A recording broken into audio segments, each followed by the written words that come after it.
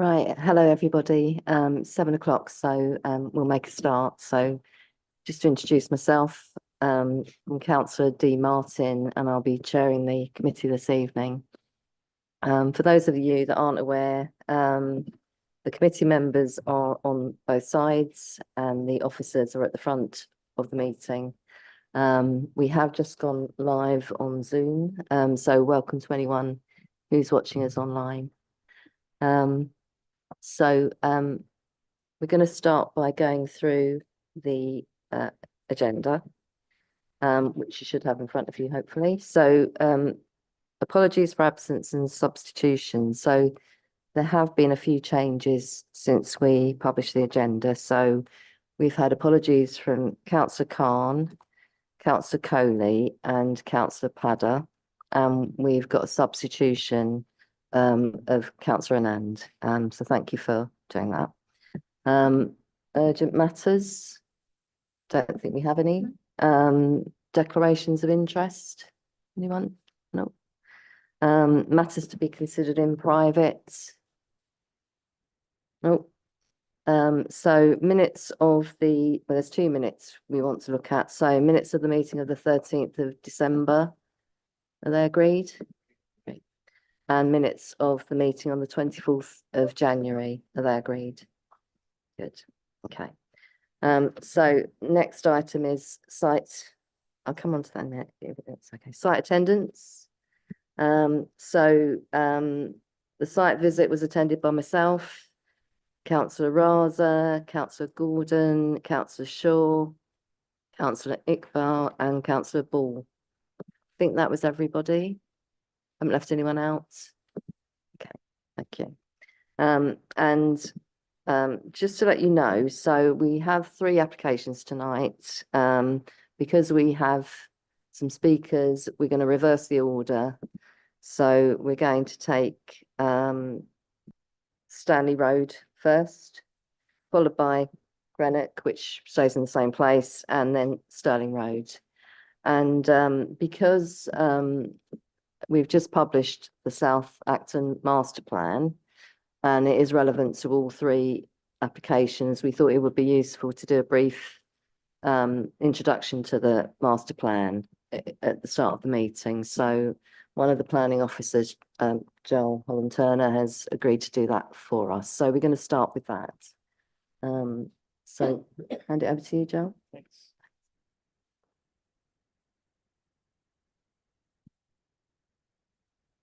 Good evening, Chair. Good evening, members. This evening, we are beginning with a brief presentation on the South Acton ELSIS Master Plan. Work on developing a master plan was initiated by Council and commenced in April 2023. The master plan was led by Council's regeneration team in conjunction with planning officers and involved stakeholder engagement with local landowners, developers, the Acton BID, TfL, Greater London Authority at various stakeholder workshops over 2023. The overall objectives of developing the master plan were to provide a framework for industrial-led development to create a successful place, support the assessment of future planning applications within the ELSIS, protect and enhance diverse local industrial employment space, and give confidence to businesses, landowners, and developers to make decisions. The master plan process began with establishing the baseline, including the site's history, existing and emerging context, site character, streetscape, existing land uses and total floor space, types of businesses, transport connections, access, parking, connectivity, public realm, and green space. This has resulted in design guidance and overall master plan proposal. A key element of the master plan is establishing the principle of where co-location of industrial and residential uses may be appropriate. A zoning option was considered the most appropriate method of establishing where such mixed uses could be concentrated and where it is appropriate to restrict sites to pure industrial uses. The preferred option is shown on the screen now, with the sites potentially appropriate for co-location shown in blue and those restricted to industrial uses in red. Some advantage of this option that was selected is the ability to provide a significant portion of the ELSIS for pure industrial uses, with co-location limited to certain pockets around the perimeter.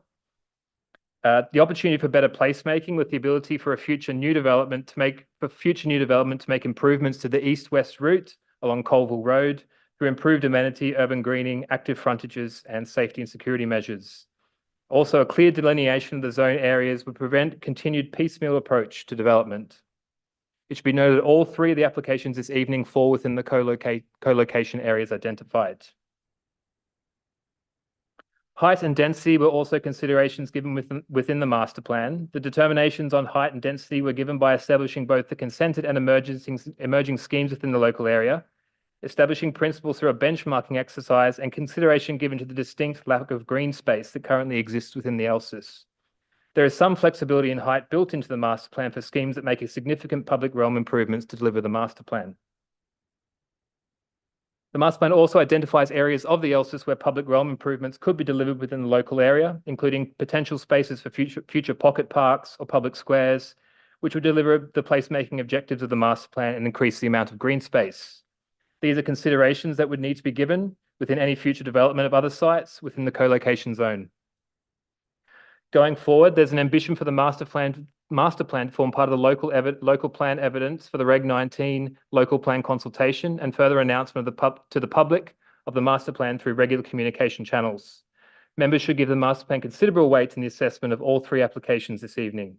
It should, however, still be considered along with the adopted and draft local plan policies, London Plan and the MPPF. Thank you.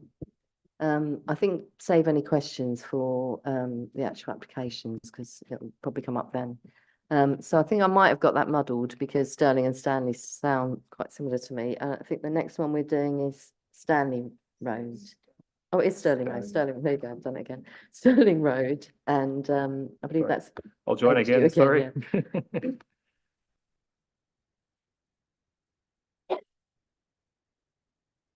Sorry about this.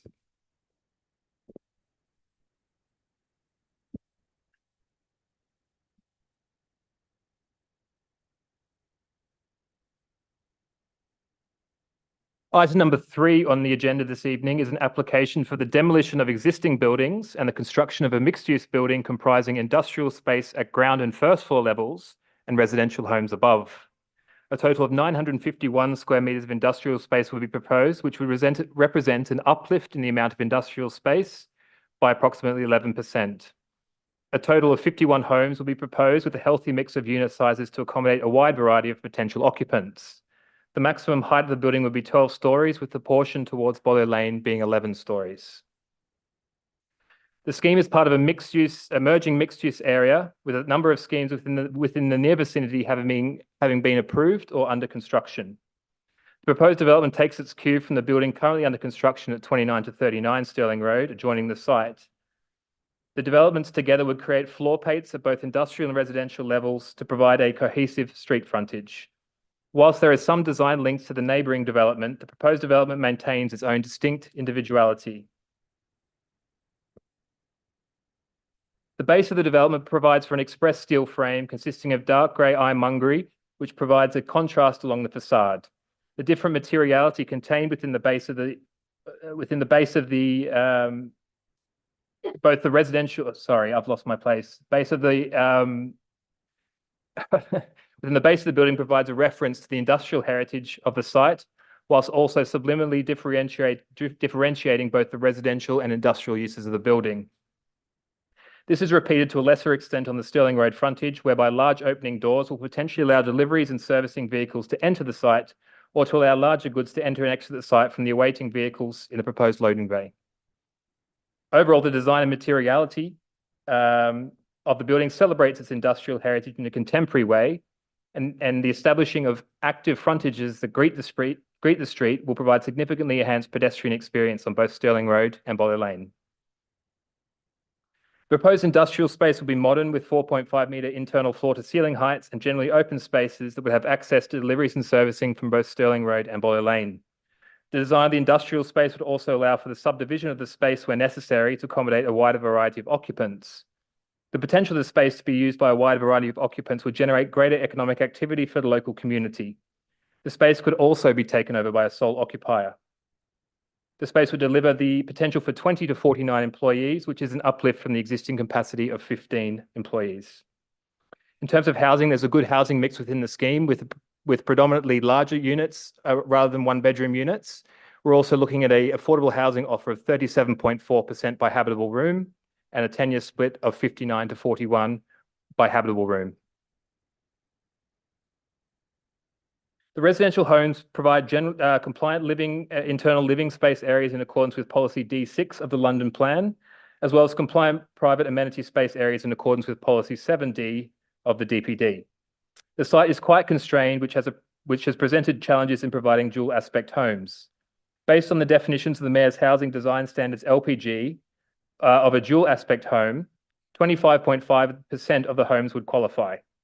A number of dwellings have an enhanced single aspect, which generally involves a window facing into the balcony, with a further 39.3% providing this. There'll be no north-facing single aspect homes, and the daylight sunlight assessment shows high levels of compliance with the objectives of BRE guidance.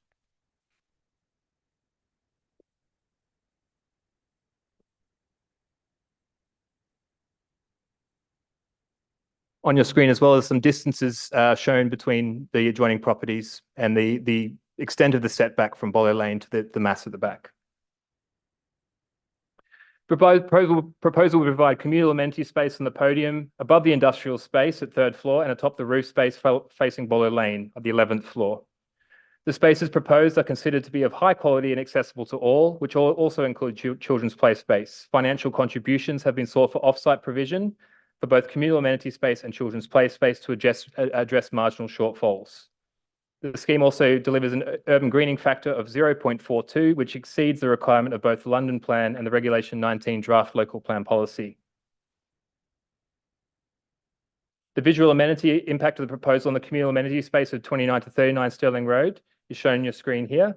It's also been assessed against the daylight and sunlight assessments, and there's no impact on that communal space. The recommendation this evening is to, sorry, I've skipped one too far. The recommendation this evening is to approve the scheme subject to stage 2 referral to the Mayor of London, completion of a Section 106 agreement and 278 agreement. Significant financial contributions are also secured through the heads of terms listed within the committee report. We'll also draw the members' attention to an inadvertent omission of an objection that was received during the public consultation period, which is contained within the briefing note. Thank you. Thank you, Joel. We now have a speaker from the public who's objecting to this application. That's Leo Hall, and he's joining us online. So I'm just going to check that you're there. Yes, hi. Can everyone hear me? Good. Yes. So you'll be given 3 minutes to make your objections, and when there's about 30 seconds to go, I will let you know. And then at 3 minutes, we will stop you. So whenever you're ready, let us know and we can start. Great. I'm good to go. Okay. Good evening, Chair. Good evening, members. And thank you, Mr. Holland-Turner, for your helpful presentation, which actually does change quite a lot of what I wanted to say, because I think the master plan is something that we've been waiting for a really long time. And I think it's really good that I'm really pleased to hear that it's come through now, because I think as we're seeing so many developments coming forward now, it's so important that they're being guided by this new important piece of work. So I'm speaking tonight on behalf of my partner largely, and also unfortunately wasn't able to attend, and also some neighbours at Hopkins Court. We recognise the likely approval of tonight's application, whether now or at a later stage following deferral or amendments or whatever. But I think it's just, we wanted to speak basically just to air some general frustrations with the way that developments have been coming forward so far along Bolo Lane, and in particular just the impact that these are having potentially on the very vibrant and valued trading estate, which is increasingly under threat from rising rents, changes of use, and speculative development opportunities.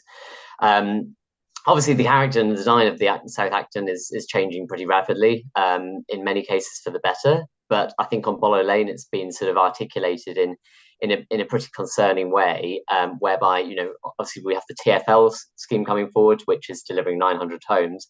That scheme is incredibly welcomed. It's got a coherent master planning approach, and it has a design code that sort of that is guided by a need to preserve the industrial character of the area, and also maintain the spaciousness as well, and include sky gaps, pedestrian realm, and greening. And the concern for us previously has been that on the other side of Bollow Lane, we've seen a lot of piecemeal, dense, seemingly uncoordinated development coming forward. And that to us has felt quite alarming. I think some of the buildings that have been built already, the 2 blocks on to the eastern side of Bollow Lane, the way that they interact with the street already feels quite overbearing. So I think we're quite concerned about that, and also about their visual appearance as well. The way that that's carried through from application stage, where some of the designs looked quite positive and quite sort of engaging with the industrial context, to the reality, which is actually looking quite monolithic, dark, and overbearing. So I think we're quite keen to see that design quality is maintained throughout the process. Obviously, the ELSIS and maintaining that is really important, ensuring that it's not conflicting with agent of change principles. So I'd be really interested to hear about how these uses are going to interact with each other to avoid conflicts between residents and businesses, which might have large vehicles coming, produce noise or fumes from cooking, just to maintain that ELSIS. And also just on the point of urban greening. I'm up, I'm afraid. Oh, that's it, is it? Okay. Yeah, All right, you. well, hopefully some of the points will be picked up. So, but thank you for attention. You did make a lot of points, so that's yes, I did. Thank you. Okay, so next we will be hearing, I believe, from a representative of the developer. That's Harry de Lotbiniere. Hopefully I've pronounced that reasonably well.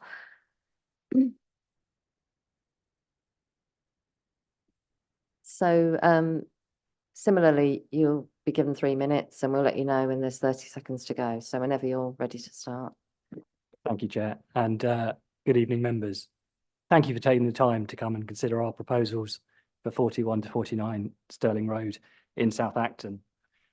I'm Harry de Lotbiniere, Managing Director at Hurlington Capital, and we're bringing forward this project alongside our partners, De Vere Partners, the applicant for one of the other projects that you'll see tonight. This scheme represents the continuation of a phased programme of delivery that we commenced in 2018. Despite significant economic headwinds, technical and regulatory changes over the past years, we remain dedicated to investment in this area and delivering on the commitments that we set out at our very first meeting with the planners. These priorities included delivery of high quality buildings, offering enhanced replacement commercial spaces, much needed well-designed homes with a good mix of units, and offering affordable housing at a minimum of 35% in line with London Plan fast track requirements. In addition to this, all the schemes we have brought forward have acknowledged the need to avoid prejudicing the development of potential schemes on neighbouring properties. This allows the delivery to be phased and schemes to come forward either jointly or independently, as demonstrated by the other projects at varying stages of delivery. We've worked closely with council officers and other stakeholders in the development of the recently published South Acton Master Plan, which strengthens the framework within which projects in the area can be delivered. The scheme you see today holds true to our planning commitments, delivering 950 square metres of high quality commercial floor space over the ground and first floors, 51 homes on the upper floors offering over 37% affordable housing. The scheme has been designed to respond to the neighbouring developments at 29 to 39 Stirling Road and to the neighbouring property at 51 to 55 Stirling Road, with the habitable rooms set back by over 9.5 metres from the boundary to enable adequate separation from any development that may come forward on that site. The overall height peaks at 12 stories, which is in line with the master plan requirements of the recently adopted document. The scheme has been subject to rigorous engagement with officers, including referral to design review panel, and has been designed to meet all new building regulations and fire regulations.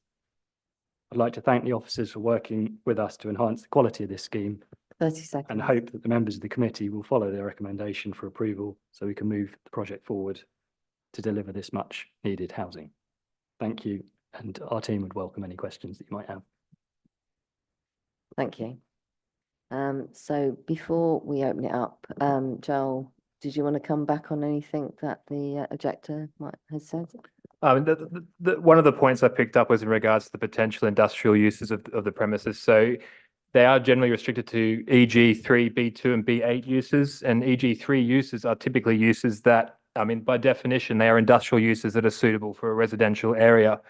through the commercial strategies of this scheme and other schemes, there has been a sort of focus on the creative industries for this particular area, particularly film and television in West London, maker spaces, small scale manufacturing. And those are the sorts of spaces we would expect, sort of occupants we would expect to occupy these spaces.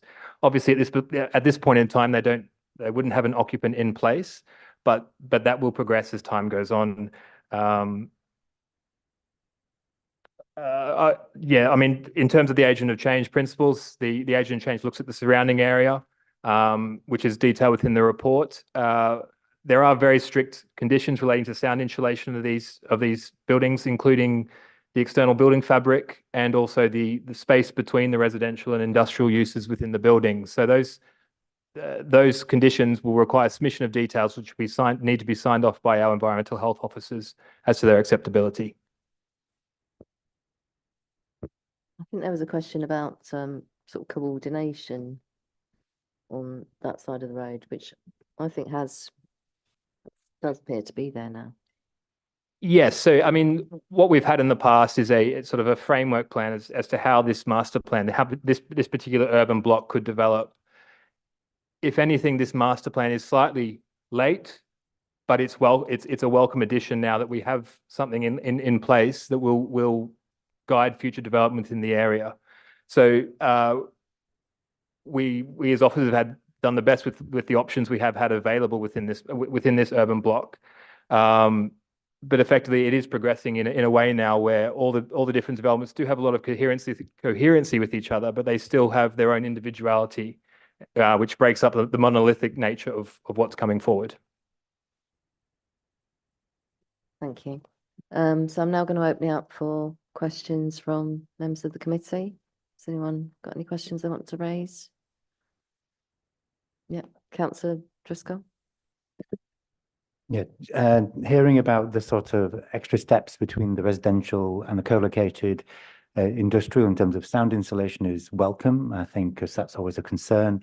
And I know we're probably tied by the classes of use. The 3G, 1, 2, and 3 are supposed to be suitable for a mix with residential. So we have to work within those classes of use. But I don't know if there's any options for conditions of like time of use of building. I don't know, things like this where vehicles coming in and out late at night. I don't know if that becomes a nuisance or anything that is a provision to preempt difficulties could be an option.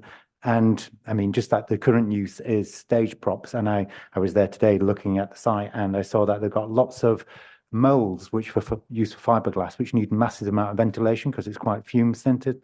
So it looks like, oh, that could be easily transferable, but just the use of materials could generate their own nuisance. So I'm just wondering how much restrictions or conditions could be put to that beyond what is just stated there as that class usage. Yeah. So yeah, by evidence of the EG3 use being located close to residential uses is the main thing. That the industrial uses that will occupy the space need to be suitable to be located close to residential properties. In terms of dictating at this particular point, the relative nuisance of potential operations occurring out of regular hours, it's unanticipated that this would occur. In any case, the development would be still subject to environmental control. So if excessive noise is occurring within that premise late at night, residents would still be able to make complaints to the council for us to investigate and take action as appropriate. I have been through that premises myself as well, and it would be something, it is in that similar vein of creative type uses that are occurring for theatre and film and television. And that's the sort of thing that may come forward on the site. In terms of vehicles coming out of ours, we don't want to be overly restrictive at this point because we don't know what the potential occupant would be. As a point of summary, but we don't. And if issues do occur, there are mechanisms that the council has to take. So, Councillor Anand. Thank you, Chair. Just to follow up on the nuisance part, I understanding what goes on in industrial areas, usually the refuge collection is in the night in most, because it's too operative during the day. So I would welcome if there's some restrictions on the refuge collection timings, which, and my second question that's a recommendation anyway. My second question is regards to I do welcome the house mix. It's very well thought out and it's really great. And I thank all the speakers today that have been spoken. The question I have is the nuisance part, and there's a private element. How is the mix of the housing between the private and the London affordable homes? How is that mix made up? So will there be evenly mixed, or will there be the housing, affordable housing on the lower floors that are going to have them be victim to more nuisance, or is it just evenly spread? So I just need clarification on that as well, please. Thank you.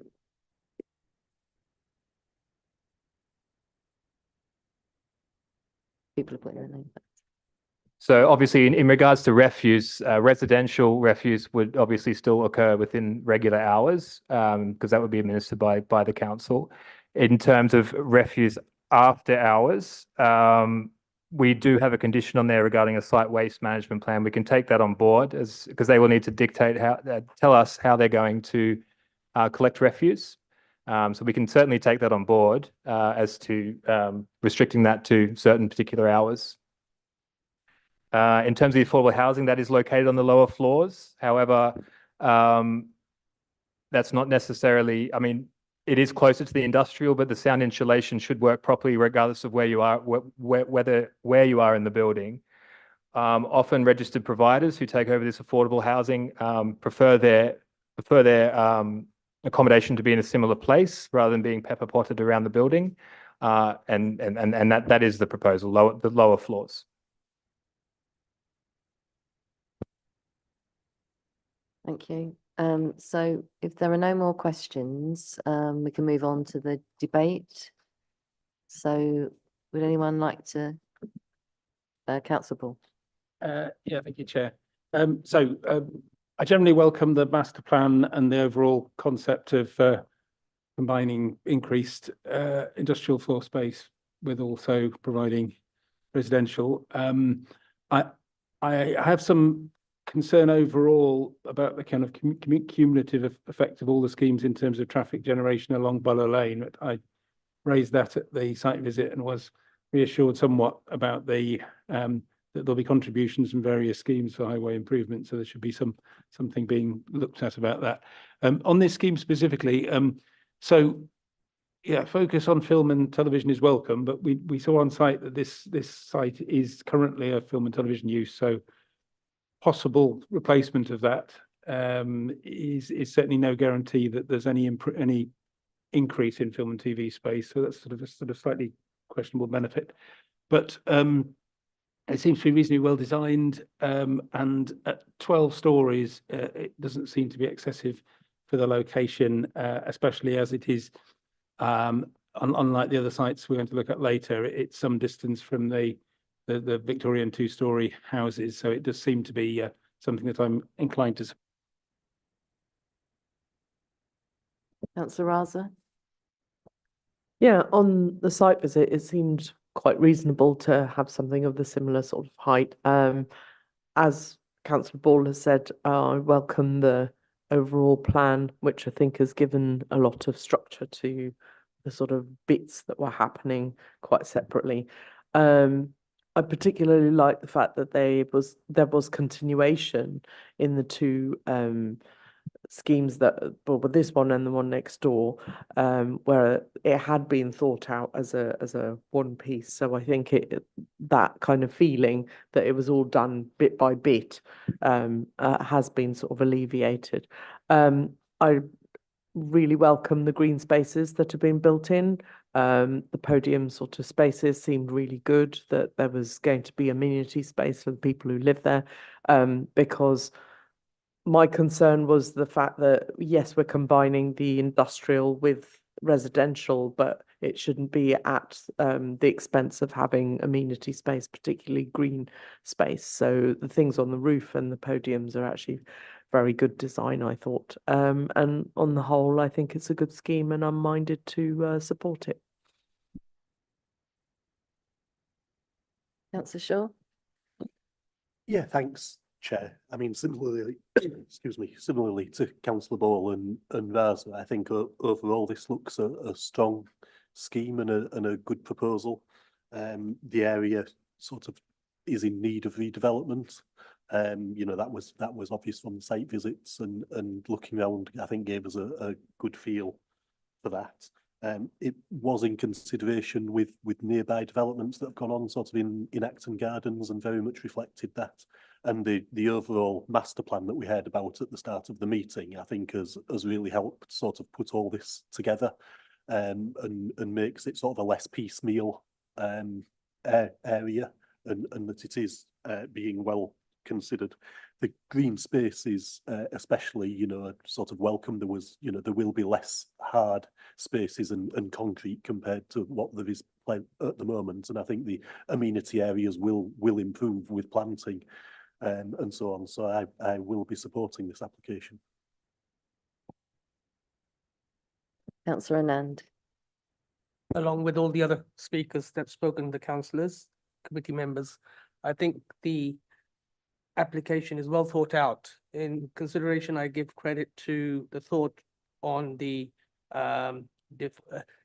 accessible flats, which is 23%, 23.5%, which is well above the minimum requirement. So, and the area does need redevelopment and the amenity spaces that are being created. So, in overall, I'm in favor of the development too. Yeah, I think everyone's had their say who wanted to. Like everyone else that's spoken, I think we've visited that area quite a number of occasions now, and you know, it's obviously been under you know, need of development for quite a long time, and a lot of this is welcome. And I suspect that's how the vote's going to go. So let's move to that now, and can I ask you all to put your hands up, all those in favour?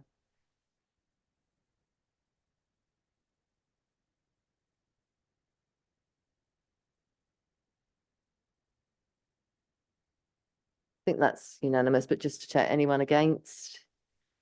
Or any abstentions? So that is Stirling Road, it's carried. So we can now move on to item 2, which is Granite Road, and I think it's back to you again, Joel, isn't it? Okay, to introduce this one, thanks.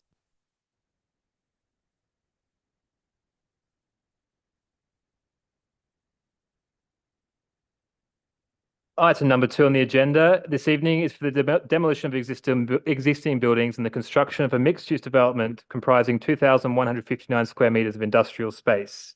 The industrial space would occur over ground first and part second floor levels.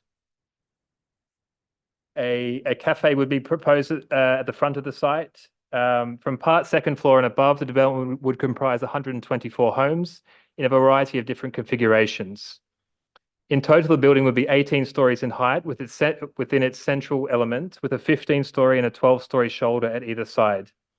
Communal amenity space will be proposed atop the podium level, as well as atop the 2 shoulders. This is an image of the development as would be seen from the railway, and on the right-hand side, you can see a scheme that has a resolution to grant at 93 Boller Lane. This is an image of the proposed cafe that would be at the front of the site. A key element of this proposal is the access to the site. Greenock Road is currently in a poor condition.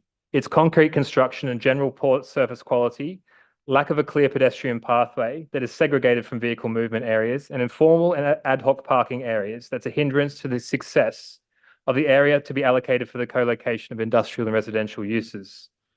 The applicant initially proposed upgrades to Greenock Road that would only provide access to the site from the eastern junction of Colville Road and Greenock Road. This is shown on your screen here. However, council officers have negotiated with the applicant to require the upgrade of the full length of Greenock Road to an adoptable standard. This would potentially include the reduction of Greenock Road from a two-way to a one-way system, resurfacing the road, improved drainage, creation of clearly identifiable footpath, and the implementation of street trees and urban greening. Appropriate trigger points for the design work and construction have been integrated into the heads of terms to prevent any occupation of the building until the works have been completed to bring Greenock Road to an adoptable standard. Proposal would result in a good uplift in the amount of industrial floor space from 1,730 square metres to 2,159 square metres. That uplift is 429 square metres or 22%. The space would occur over ground, first, and part second floor levels, allowing for the maximum flexibility of the space to be subdivided for different occupants or allow a large space for a single occupant. The scheme would also deliver 4.5 metre internal floor to ceiling heights,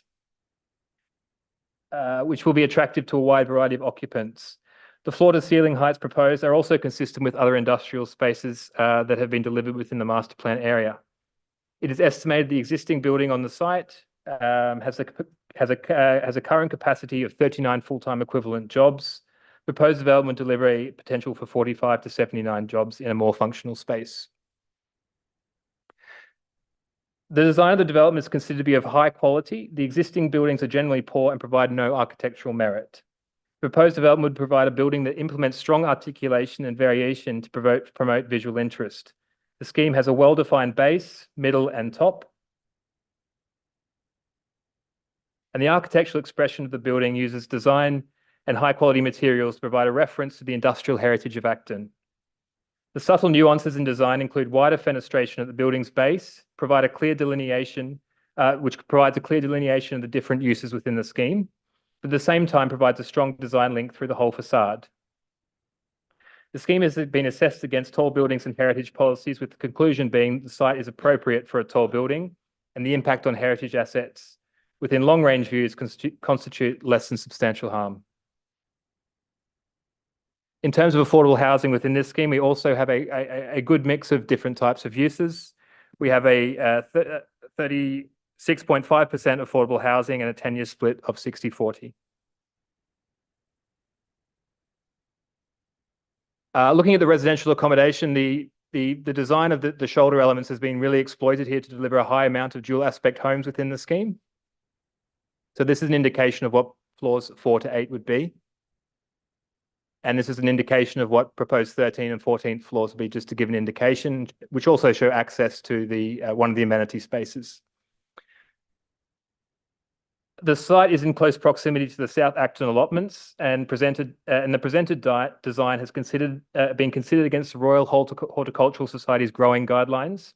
These guidelines require that plants requiring full sun require 6 hours a day, whereas those requiring partial or semi-shade require 3 to 6 hours a day. Proposed development results in reduction of sunlight to the gardens from 9.5 hours to 8.1 hours. Meeting this requirement, impacts on the allotment gardens are therefore expected to be minimal. Impacts on neighbouring properties have also been considered within the report and assessed against relevant BRE guidance. With regard to existing homes on Western Road, the scheme delivers a high level of compliance with respect to daylight, and the proposal will have no impact in relation to overshadowing. In terms of overlooking and the visual impact, the proposal will be set back from the rear garden boundaries of these homes ranging from 35 to 49 metres, which is in excess of the standard 21 metres as outlined by the Mayor's Housing SPG.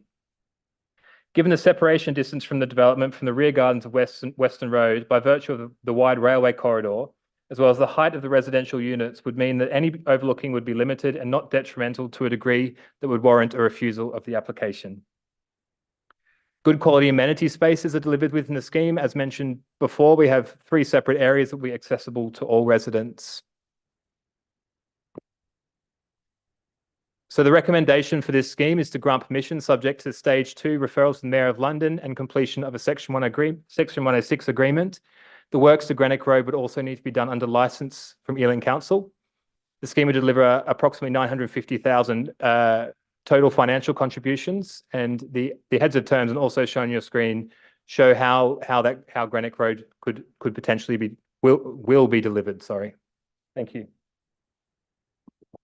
Thank you again, Giles. So we now have a speaker from the public who's objecting. I think you're here. that right? So it's Mr. Simon Harrison. And you want to take a seat, and once you're settled, we'll give you 3 minutes again and let you know, and there's 30 seconds left. You need to press the little icon of the. That one, yeah? I haven't done this before. Chair, committee, thank you very much for listening to me. I come as a representative of the people of Temple Road. I've lived there for about 8 years. A number of the people there have lived there for much longer than that, including my neighbours. I would say that we are absolutely unanimous in our objection to this, and our objection is not based on the fact that we don't think that this area should be redeveloped. In fact, we are unanimous in thinking it should be redeveloped. Our issue is that 18 stories is a very, very significant overdevelopment of the site. It enormously affects the area that we live in. It's way taller than any of the buildings around it. It's any redevelopment of a light industrial estate like this, I realise has to come within keeping to the other buildings that are in the plan, but it also has to live with its existing neighbours. And this does not live with its existing neighbours. If you came to us, and I believe there was a plan for 10 to 12 stories, although forgive me because I might be wrong about that, you would get no objection, I think, from anybody in the street that I live in. At the moment, what this does is it totally alters, I mean, changes irrecoverably the character of the street that we live in. It does the same to Western Road. I don't actually come as a representative of those people, but I've spoken to quite a few of them. What we would ask is that the council goes back to the drawing board, asks the developers and says to them, it's not that we have a problem with the development. We love the development. My sister-in-law, in fact, lives in one of the developments that's already there. She's a GP. She's lived there for 5 or 6 years. She loves it. We have no problem with that. We're just saying 18 stories is colossally high for this area. And I can't quite understand, having listened to your description of the overall plan, which states that is, I think, 11 to 12 stories is the norm, how this fits into that. You could still have significant development so long as it comes in at 10 to 12 stories. I don't think we'd have any issue with that whatsoever. So I would ask you to go away and look at this again. One of the things that I've got to come back to is that this is not a wealthy street. People have lived there for a long, long time. They've invested I would say, the vast majority of people, my neighbours on each side, any wealth they built up over the years is in the properties of their own. This will significantly impact them. And these are regular working people who've lived there, one side 20 years, the other side 30. So you're looking at inflicting considerable financial damage on those people, as well as the visual amenity to the people on the site. The final thing I'd say is that Temple Road is a really good community. Our WhatsApp group is great. People share, they look after each other, they look out for each other. I'm already hearing people talking about moving out exactly because of this development, because they feel that it will completely destroy the whole of the reason why they lived there in the first place. Right. Time's up. Thank you very much. Thank you. Thank you. We now have a speaker on behalf of the developer, and that's Simon Topliss.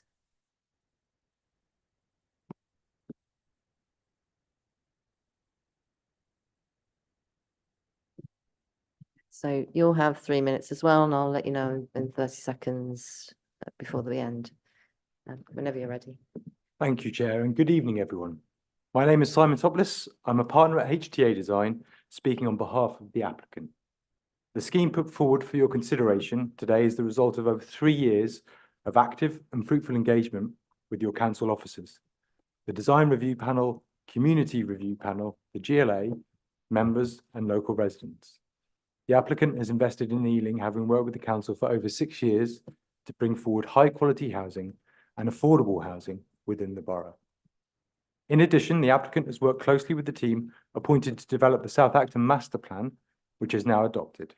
This plan sets a clear framework for the delivery of this and the other sites in the ELSIS, to which this scheme accords. Located within the South Acton ELSIS, this proposal draws on the industrial history of the area, seeking to provide a 22% uplift in high-quality industrial space while delivering much-needed housing for the borough, of which 36.5% is to be affordable. The proposal also includes a double height ground floor cafe and generous public realm. The planning application has been carefully considered by your officers and external consultees, and as such is deemed to be acceptable and therefore has this positive recommendation. As detailed in the officer's report, the principles of the use and mix are fully supported, as are the proposed heights, which are supported by the benefits of the scheme, including the delivery of essential improvements on Greenock Road, as well as an uplift in the industrial capacity and the provision of the affordable housing. From the outset, the applicant has been conscious of the site's neighbours, particularly the need to retain natural light to the allotments. With this in mind, the daylight sunlight has been analysed at each stage of the design development, with the taller element moving to the proposed location through the design process, ensuring a visually attractive, high-quality design that complies with the daylight guidance. These results were scrutinised by the Council against the R8, the Royal Horticultural Society's growing guidelines, which we exceed. Delivering an uplift in industrial floor space, the proposal has been developed with function and design in mind, with the provision of off-street servicing, allowing large vehicles direct access to their internal spaces, thus ensuring these spaces are efficient and attractive to a range of occupiers. The scheme provides 36.5% affordable housing, 60% of which is provided as London affordable rent, with the remainder as shared ownership in accordance with the preferred borough split. The units include a mix of 1, 2 and 3 bed units, including those suitable to accommodate families.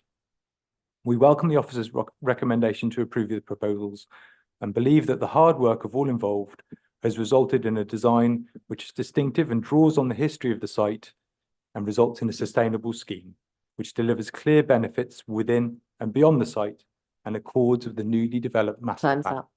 Right, thank you. So, Joel, do you want to come back again on anything the objectors said? So the main point that was raised was in relation to the height. This particular part of the ELSIS within the master plan is identified as potential for 15 stories. Now that the report does acknowledge that this is 18 stories and it's 3 stories above this maximum height. As I did mention also within the master plan presentation, there is some flexibility there where the scheme is delivering significant public realm improvements, may allow a marginal increase in the height of the scheme. The main part of that is the delivery of Greenock Road, which is over and above what the applicant was initially proposing. So, and all the design work associated with that, which will be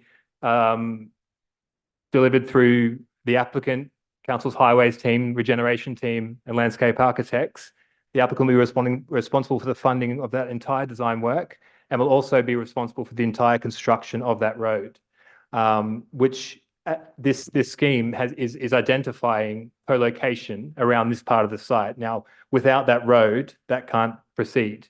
So there is a significant public benefit to the proposal that justifies a marginal increase of 3 stories above the identified heights within the master plan.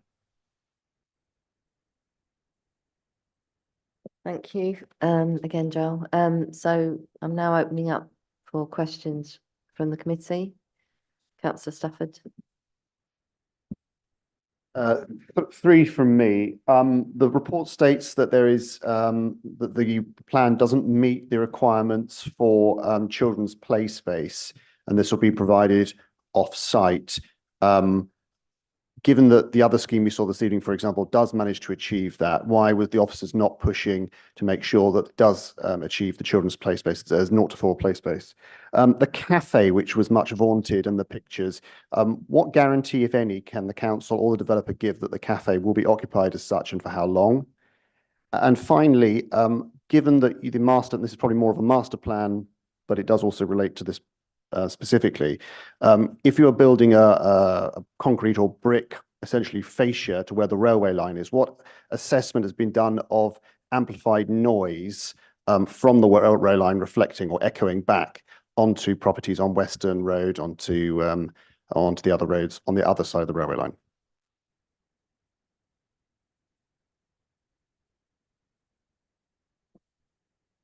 So on the first scheme you reviewed this evening, that also did not provide full children's play space in accordance with the requirements, and that's why there is a financial contribution associated with that.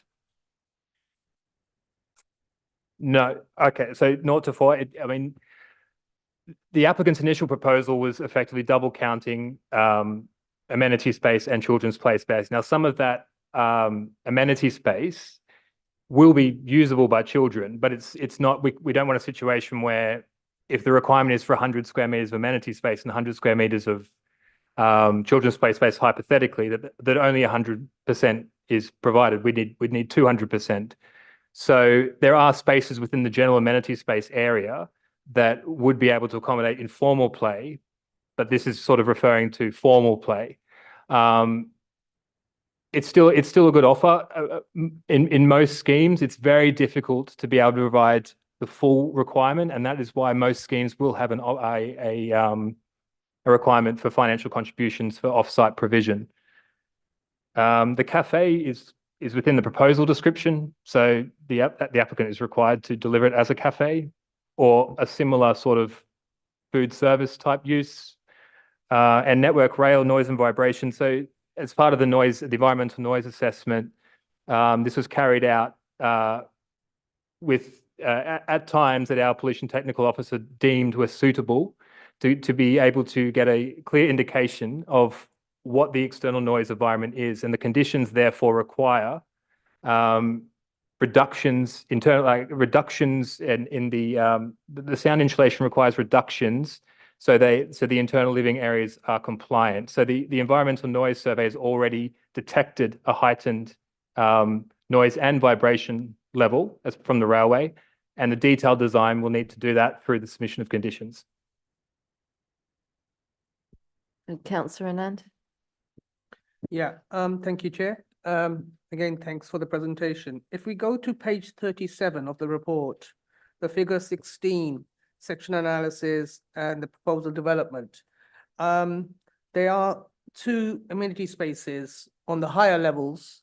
Can we get some reassurance on how, because of hearing the residents of Western Road and other residents, that will be, how much of overlooking would be taken into account there from those 2 amenity spaces to the existing resident homes, or is there none?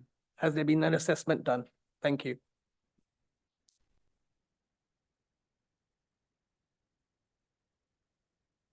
Anyone else want to ask whilst Joel's looking that up?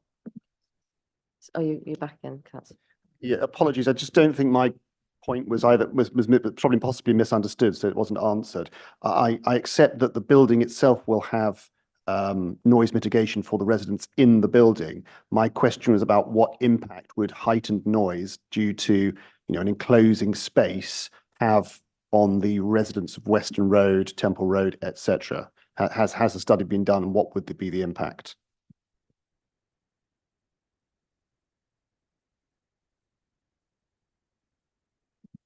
Are you ready to come back?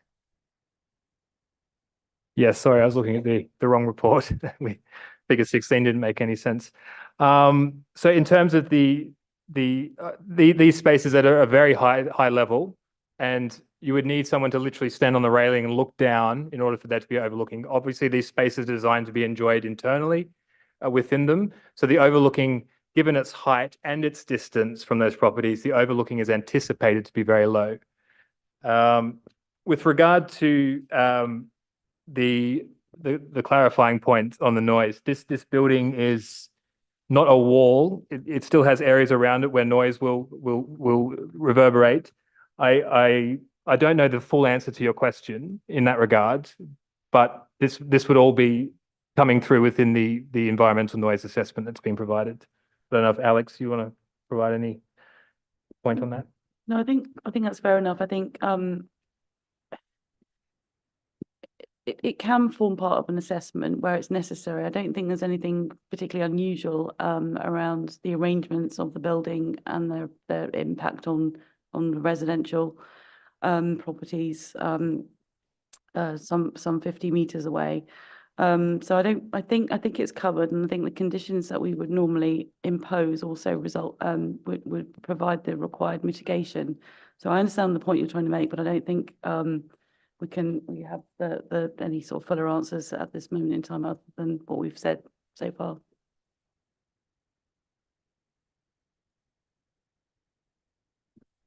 Any other questions? Well, councillor Driscoll. Yeah. I mean, just on the height and the ability to meet other planning rules, so the contributions to the road and so on, because this new master plan for the area is new, and so I'm trying to get a sense of where the scope is and what is seen as reasonable mitigation or contributions and what is seen as a reasonable increase in size above the height above the, I think, 15 stories is what would be the recommendation. Where is that balance lying? I know you've explained what's happening, but I'm trying to understand the general policy of that and where is it going?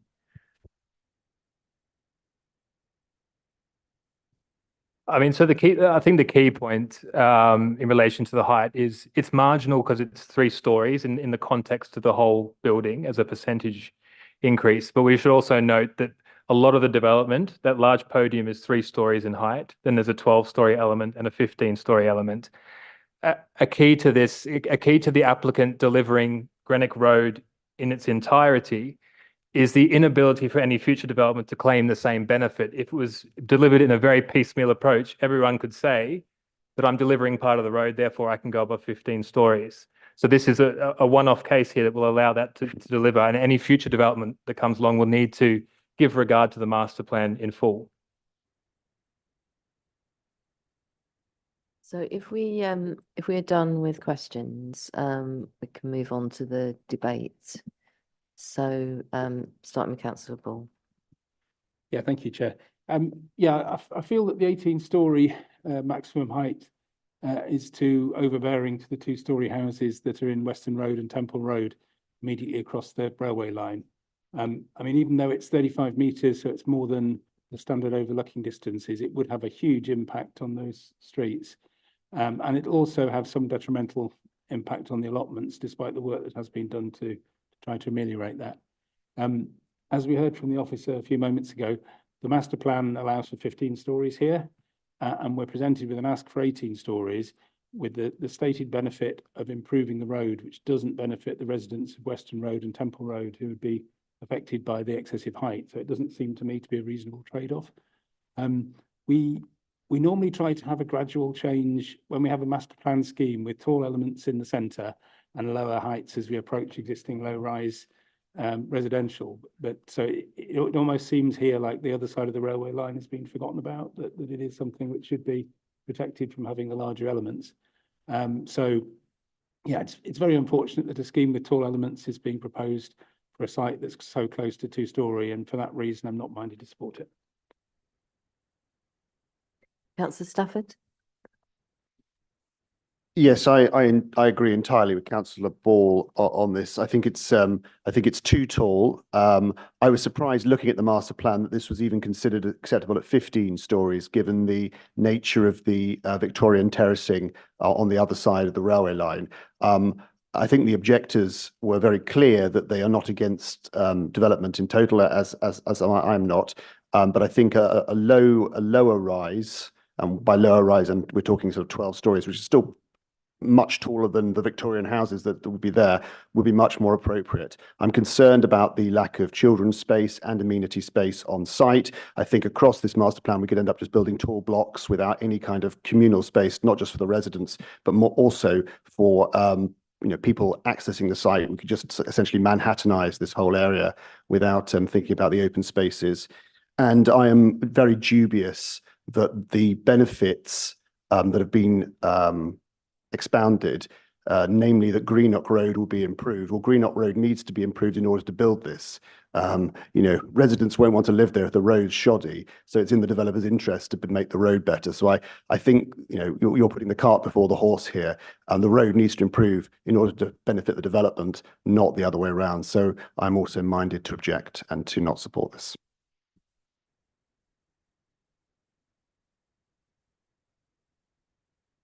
Councillor Shaw. Yeah, thanks, Chair. I mean, I do disagree here with Councillor Stafford and Councillor Ball. I do appreciate that this is a tall building and exceeds the 15 stories here, but I think the delivery of Greenock Road up to the adaptable standard is key as part of the overall master plan, and I think we have to bear that in consideration. And I am somewhat assured from the officer's answer that this is a sort of a one-off, if you like, that's necessary to enable the Greenock Road to be improved in such a way. I do also note that, you know, it has gone through the community design panel and has been referenced and has, you know, has actually sort of met with their approval as well. So it is designed to a high standard, which is good. You know, it's not poor or shoddily designed, you know, the sort of rabbit hutches in the sky that we've sort of referenced to at times. With that in mind, you know, I do think that this is worthwhile, and I'm supportive of it. Councillor Gordon. Thank you, Chair. Yes, I think I'm going to echo some of what Councillor Shaw has just said. It is tall. I personally have preferred it to be a little bit shorter. I think 15 would have been absolutely fine, but 18 it is. But I welcome that we're going to have 124 residential units. There's a good proportion of affordable housing. I'd rather have more, but I say that every time I speak at planning committee. But we've got some good size, not just one-bedroom hutches for the affordable rent. So we're going to have some good homes for our residents. Obviously, Greenock Road needs to be improved. I think that would happen if it was 12 floors, 15 floors. So I think that's been slightly overblown, but I still think I welcome that. I was worried about the allotments when I first read the report before the site visit, but I think I've been reassured by the light on the allotments. So on the whole, I think it's a good scheme. So I will be supporting it. Thank you. So Councillor Raza.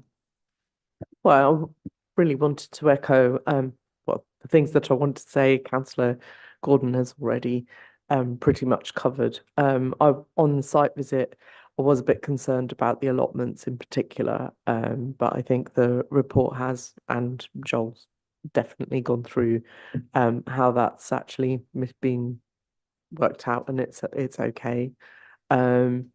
Again, probably would have been a bit happier with a few stories lower, but I think as it is, I think there's a really good mix of different sorts of homes in there, which I think is much needed for our residents. So when it's all weighed up in sort of big scheme of things, I'm minded to support this. I think we're all done. Is that right? Yeah. Okay, so I'm going to move to the vote. I mean, clearly there are some issues possibly about the height of this particular one, but weighing that up against the other benefits from the development, I think is where we're pretty much at. So with that in mind, I'm going to ask people to put their hands up if they're willing to approve this application. All those in favour?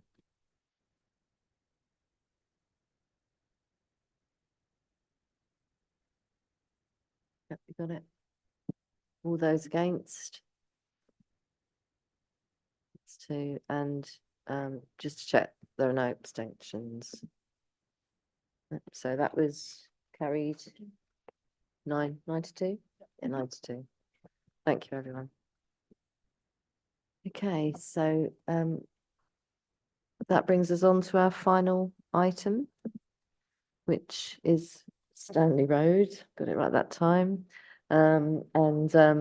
We don't have speakers on this one, so it's just for the officer, John, to talk us through this one. Over to you, John. Okay, thank you. This scheme is the one at Stanley Road in Acton.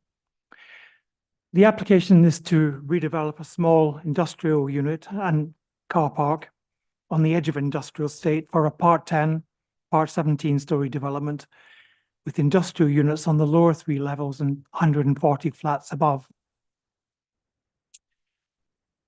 The site forms part of a locally significant industrial site, and this proposal would replace 77 square meters of older light industrial floor space with 794 square meters of modern industrial units on the ground, upper ground and first floors. This would result in intensification of the LCS site and provide additional industrial capacity in accordance with London Plan policies. As Joel explained earlier, this site is subject to the policy constraints of the South Acton Industrial Master Plan, and this development would exceed the master plan's 15 stories height limit and residential density targets for the area. However, it would provide the following public benefits which improve the function, quality, or amenity of the master plan area and justify an exception in this case. And these are a net gain of 717 square meters of modern industrial floor space and 25 to 40 more local jobs. Improved access and servicing arrangements with the adjoining site.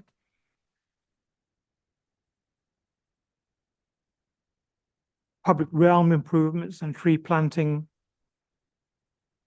on Stanley Road outside the development, as that slide shows, and 42 affordable flats, of which 19 would be for social rent.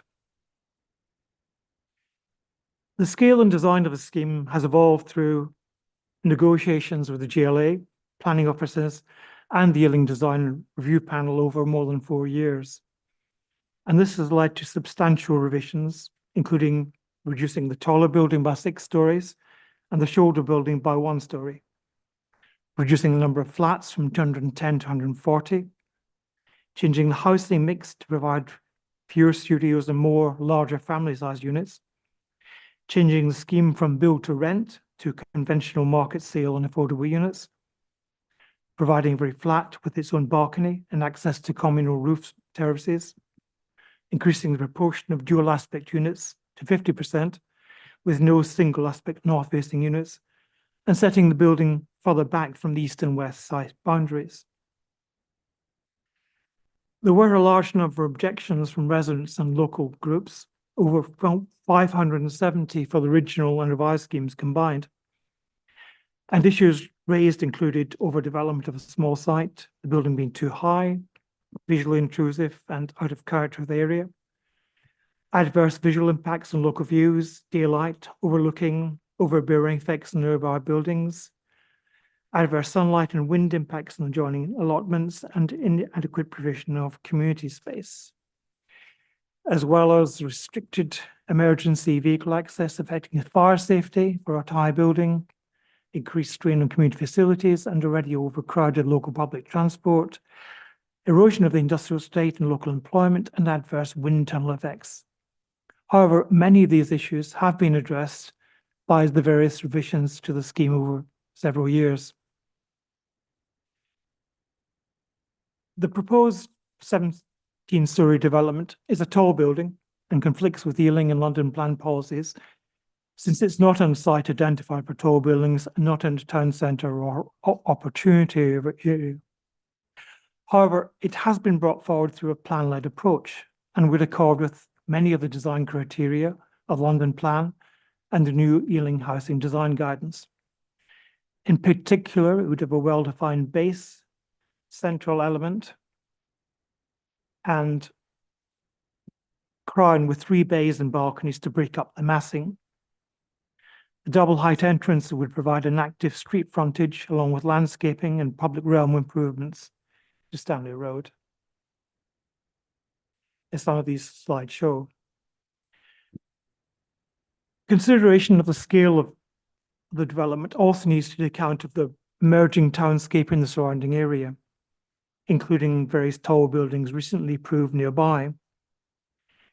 While the proposed building would exceed heights in the Acton Gardens master plan, it would reflect a changing townscape picture in the wider area of South Acton, where taller buildings are becoming more prevalent, as this slide illustrates. It shows the number of new developments and the heights of these in this general area. It's not considered the proposal will result in unacceptable overlooking to adjoining residential or industrial properties, given the increased separation distances. There will be some adverse impacts on the outlook and on sunlight to balconies of some existing flats in Ravenswood Court. But in balance, based on the BRA guidance, the proposals are not considered to have impacts on the daylight or other amenity of nearby properties to a level that would justify refusal.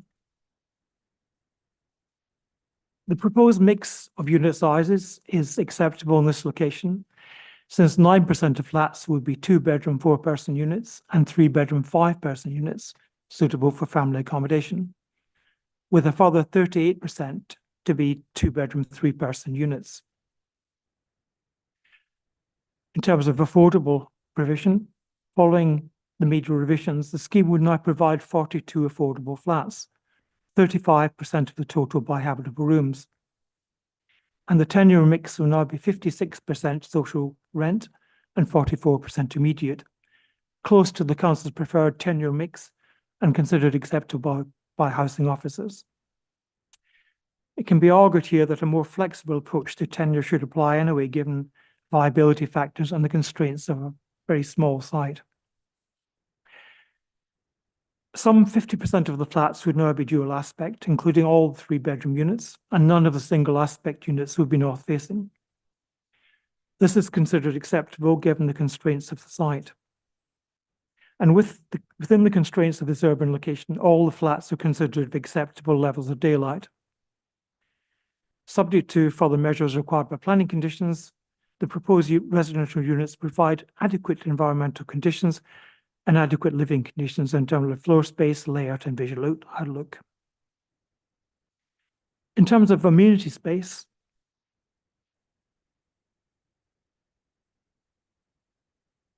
all the proposed flats would now have balconies that meet London Plan standards. In addition, 410 square meters of outdoor communal space is provided on the 10th and 17th floors, and the roof terraces will contain 254 square meters of play space for children under 5. This level of amenity and children's play space provision would fall below council standards within an area of district and local park efficiency, but Section 106 contributions are secured for improvements to local parks and children's play spaces, and our landscape team consider this adequate. There would be no loss of trees from the proposals, but 15 new trees would be planted in the public realm area beside the site. And 3 existing trees along Stanley Road would be temporarily removed and relocated within the site once the new building is complete. The urban greening factor of 0.25 is below the London Plan target of 0.4. And although an intensive green wall, green roof, permeable paving and additional planting are proposed, the small size of the site, along with the competing need for plant and amenity space, make it difficult to meet this target. A range of other greening mechanisms are proposed, but the 15 semi-mature trees and new shrub planting on Stanley Road can't contribute towards the UGF score as they're outside the site boundary. So applying some flexibility to reflect these factors, the proposal is considered acceptable in this regard. Turning to the adjoining allotments, these will be adversely impacted by overshadowing increased wind effects. But the applicants, there are objections that these will be adversely impacted by overshadowing increased wind effects. But the applicants have submitted information to indicate while there will be an significant increase in overshadowing, 95% of allotments will still receive 7 to 11 hours of sunlight, and 5% will receive over 12 hours a day during the plant growing season, which is considered more than adequate for horticulture by the Royal Horticultural Society. The submitted wind report confirms that wind tunneling effects should not affect the allotments and that development would provide greater shelter to the allotments from prevailing winds. No on-site car parking is proposed other than 5 disabled parking spaces at ground level, one of which would serve the industrial uses. As the site is in a CPZ, residents of flats would be denied parking permits via Section 106 agreement. And free car club membership for flat residents is also secured for 3 years. Given this minimal parking, the traffic increase arising from the scheme is estimated at only 9 more movements per day. Fairly small. Section 106 contributions totaling £282,000 for highway improvements are secured to mitigate road safety and parking issues. These include junction improvements in Boller Lane, an improved pedestrian cycle bridge across the railway line, review and potential extension of the existing CPZ, cycle infrastructure improvements, footway improvements, traffic calming and pedestrian crossing improvements, and local bus stop improvements. TfL will also require a financial contribution towards capacity improvements to local bus services. So with these conditions and obligations agreed, transport impacts of the scheme should be adequately mitigated. There are no objections to the proposals on noise and air quality grounds because the site is affected by noise and odours from a nearby laundry. Various conditions are applied, including an environmental noise assessment, an air quality and dust measurement scheme, as well as a Section 106 contribution towards implementing air quality improvement actions within the Council's Air Quality Action Plan. Various wind mitigation measures are incorporated in the design of the scheme, including landscaping, high hedges at terrace level, free planting, screens and porous balustrades on balconies. With these in place, a wind assessment indicates that wind comfort conditions will be suitable for the intended use of all thoroughfares, building entrances, station platforms, allotment spaces, proposed amenity terraces and balconies. In terms of the operation of the adjoining industrial estate, an agent of change report indicates that residents of the scheme would not be impacted by odour, dust, vibration and lighting from surrounding industrial uses, but also notes there may be an adverse impact on occupiers from noise from passing trains, building services, plant and general industrial noise. However, mitigation measures to address these impacts, including acoustic double glazing for levels 2 to 9 on the southern facade, are secured by conditions. The energy strategy for the scheme is supported by the Council's Energy Advisor. It will be all electric with no gas infrastructure on site and include a communal air source heat pump, distribution loop and photovoltaic panels. This will result in site-wide CO2 emissions being cut by more than 70%. Overall, the scheme will provide a number of planning and regeneration benefits, including a significant increase in the housing stock, a sizable amount of modern industrial space, 42 affordable units, and some £1.6 million in Section 106 and SEAL contributions towards the local infrastructure and place space improvements. These benefits are considered to outweigh the limited deficiencies and impacts of the scheme, and is recommended for approval subject to Section 106 and Section 278 legal agreements. Thank you. Thank you, John. Gonna open it up for questions. If anyone has any, Councillor Ball? Just can we clarify the height, because in the report says 16 stories in some places and 17 stories in others. I think the officer said 17 stories now, but it's definitely 17 rather than 16, is it? It's ground plus 16, so 17 stories in total.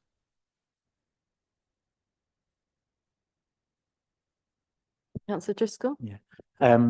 Just mindful of earlier decisions this evening and because it's going above that 15-story master plan, and previously the previous application was that strange to say there was a specific policy that was going to be implemented on mitigation to justify going above, so to go to 18. Now this is going to 17, but what's the specific policy that's been met to justify going above that master plan 15-story? So apart from meeting the general policy requirements, most of the policy requirements of the industrial master plan, I suppose the main benefits are a large net gain in modern industrial floor space and 25 to 40 more local jobs. Also improved access and servicing arrangements along with the adjoining site and including the new resurfaced pedestrian access to the north of the site. as well as various public realm improvements, tree planting on Stanley Road outside the development. I mean, that's in addition, obviously, to the increase in affordable flats on the site. So I think it's a combination of these various factors. Just from my own point of view, the 15 in the master plan, the 15 stories, is that including the ground floor or on top of the ground floor? I'm a bit confused about that one as well. So the master plan says 15 regardless of ground. There's ground plus 14 if you like. I guess what the point in regards to the master plan is if those on site would have seen that link between Colville Road and Stanley Road is very poor. And the master plan identifies that as a particular area needing improvement, and the applicant will be improving that, not only through better servicing, more greening of the space, making it feel nicer, but also providing industrial space onto there, overlooking that space with balconies as well, so giving a perception of safety as well by eyes on the street. Are there any other questions? If not, we can move on to the debate. Would anyone like to speak on the debate? Councillor Ball. I was going first. Yeah, so there's some similarities with the previous one. It's not on a site identified for tall buildings. It's only marginally lower at 17 stories rather than 18. We've just had a discussion brought up by Councillor Driscoll about what the specific reason is in this case why they should be justified to go beyond the 15, and there doesn't seem to be an enormous amount. There's the improvement to that alleyway we saw, but does that really warrant them going 2 stories over what they're meant to do in that location? Councillor Shaw said about the last one that it's a one-off, but we're now being asked to have another one-off for a neighbouring site that's also over the 15 stories. So and we see in the report specific evidence of it overshadowing properties in Kingswood Road, Western Road and Bridgeman Road. So there were 9, the report says 9 of those houses would have a loss of light of more than the 20% BRE guidelines, in addition to the effects on the Ravenswood Court and Welbeck Court flats within Acton Gardens itself.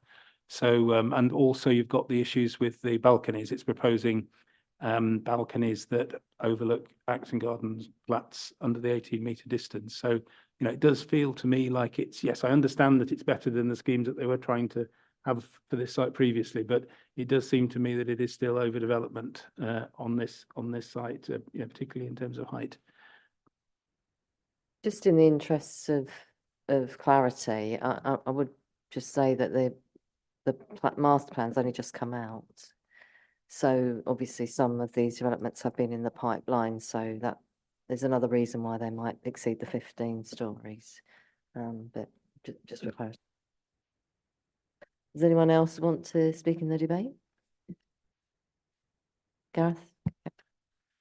Yeah, thanks. Thanks, Chair. I mean, I do take Councillor Ball's point that this seems a sort of a second, one-off, if you like. But I also sort of, bear in mind that the officer said this is an application that's been around a long time for over 4 years, and has gone through substantial, multiple revisions where the height, originally was over 20 stories and has come down, sort of 6 stories in the highest building and 1 story for the Part 10 building. So I do welcome that as well. Again, it's gone through the review panels, which is good. I think, there's good engagement there, and really helps reassure us that there is quality design. The improvements to the pedestrian access there, I think, are also especially welcome, particularly in terms of safety. The officer did mention sort of improvements just in people being on the streets and pairs of eyes, but I think, within the report there is links to improved lighting and so on as well, which I think is much needed in this area. The greening standards, if you like, I do also appreciate what the officer says, that with it being a relatively small site, it's difficult to hit those requirements. actually within the footprint of the site because of it, but in the wider amenities, you know, additional trees and planting are going in. So again, there's an improvement in the area for all residents that will be living there. Because of that, I take it that this is, you know, this is an overall positive development. And I did note the officer's comment previously that some existing buildings had no architectural merit, he commented, which I think is possibly being quite generous to some of the existing buildings in the area. So I will be supporting it. Oh, Councillor Raza. My big concern was the issues around the allotments with the sort of daylight and the wind tunnel effect and stuff. But after having heard from the officer about how those have been looked at extensively and fall within the correct sort of parameters, and I personally think it will form a nice little microclimate and probably help quite a lot of the growing going on that allotment. So I'm minded to support that because I think, yeah, and I also like to say about the security, because we went down a sort of alley on the site visit, and you could imagine that currently it must be a little bit sort of not the safest place where you would choose to walk down. So I really appreciate the fact that there's going to be, it's been designed to make it safer, particularly, you know, as a woman walking down that bit of alley, I'd have to say I'd probably avoid it currently. So I really appreciate the fact that those aspects have been looked at on this scheme as well. But on the whole, I think it's a pretty good scheme, and I'm minded to support it. Councillor Driscoll. Yeah, just to come back to some of the points that was responded by the officer. I mean, I think some of the points made about the contributions from the development are to be what is expected, like the affordable housing, and that's to be welcome because it's been provided and is what is expected rather than differential or in addition to what we can because of the height. I do appreciate there's a radical change in the proposal that's been developed and dramatic changes. And I think the comments from the chair about how the master plan approach is a very new development that's come about, whereas this proposal's been in the pipeline for a considerable period of time. So it's helpful to know that these things aren't sequenced as ideally we would like. So understanding how that's been approached, but I think we need to be very mindful about future proposals, how they come in mind. They will be known, the master plan is well published and known, and future developments need to keep that in mind. So I mean, mindful to support it with that caveat that we've got that master plan there and it's known, and this has been around for a long time and it has improved considerably over that passage of time. Okay, I think that's probably everyone. I mean, I would add myself that it is very welcome that we now have a master plan that we can put everything into context, and possibly some of the issues that we talked about over all three developments will be resolved as part of that master plan. For example, pocket parks are envisaged in the future, so that would help to resolve some of the issues with play space. But anyway, with all of that in mind, I think it's time we went to the vote. So if I can ask you all to show of hands, all those in favour of the application.